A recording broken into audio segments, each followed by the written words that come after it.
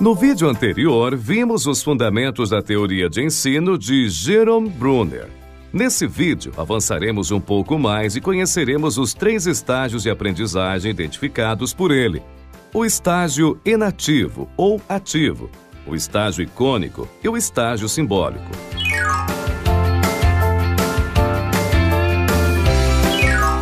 Uma criança pequena entende melhor o seu ambiente interagindo com os objetos ao seu redor.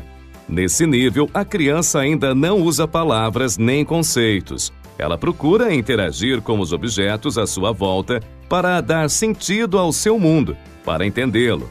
Muitas vezes, uma criança pequena dará mais atenção à caixa que embrulha um presente do que ao presente propriamente dito. Se a embalagem for mais colorida ou chamativa que o presente, ela preferirá a embalagem, pois ela está cheia de informações que estimulam seus sentidos.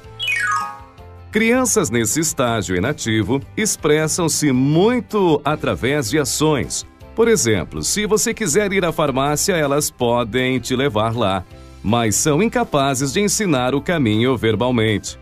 Elas também preferem receber informações de forma ativa, como assistindo dramatizações, teatros e fantoches, desenhos animados, em vez de olharem figuras estáticas ou ouvirem explicações verbais.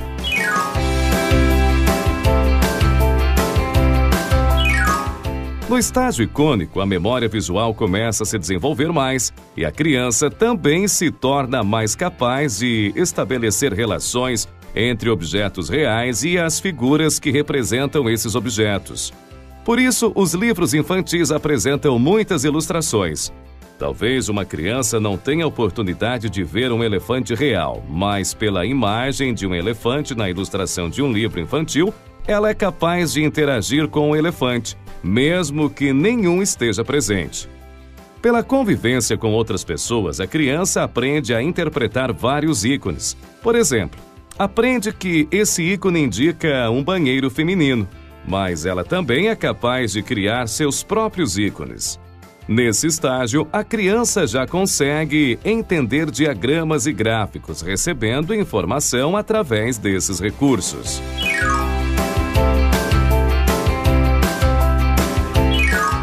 No estágio simbólico, a criança vai além do ícone e consegue lidar com símbolos para representar o mundo. Por exemplo, ao ver esse símbolo diante de um numeral, ela já sabe que se trata de um valor monetário e não de um número qualquer. Não precisa haver um ícone, ou seja, o desenho de uma moeda ou de uma cédula. Não. A criança já lida com ideias abstratas, entende o significado dos ditos populares. Ao ouvir "Quem tem boca vai a Roma", ela entende que quem sabe pedir orientações chega ao lugar desejado. Nesse estágio simbólico, a criança se torna capaz de traduzir suas vivências em relatos complexos e de receber orientações verbais dos adultos com clareza. Segundo Bruner, a maioria das pessoas chega ao estágio simbólico.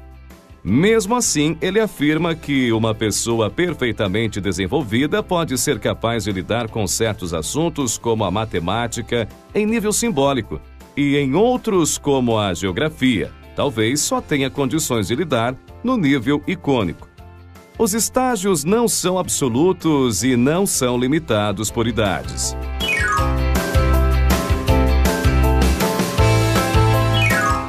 Toda criança, na visão de Bruner, já nasce com o desejo de aprender.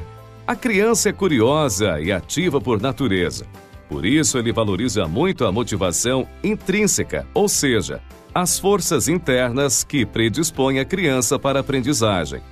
Contudo, ele não é contrário ao reforçamento, quer dizer, a oferta de recompensas externas em alguns momentos da aprendizagem.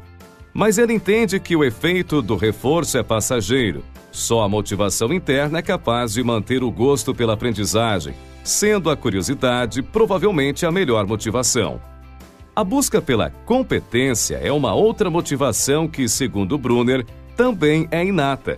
Desde cedo nos interessamos mais por atividades nas quais nós saímos bem com certa facilidade. A reciprocidade seria uma terceira motivação básica. a necessidade de trabalhar cooperativamente com outras pessoas. Na visão de Brunner, a sociedade teria se desenvolvido graças a essa necessidade inata. A curiosidade, a busca por competência e a reciprocidade são, para Brunner, compensadoras por si mesmas. Ou seja, quanto mais as satisfazemos, mais elas são capazes de se manter. Uma das formas de se fazer uso pedagógico dessas motivações inatas é através da solução de problemas. O professor deve dirigir e intensificar esse desejo de aprender através da solução de problemas e da aprendizagem por descoberta.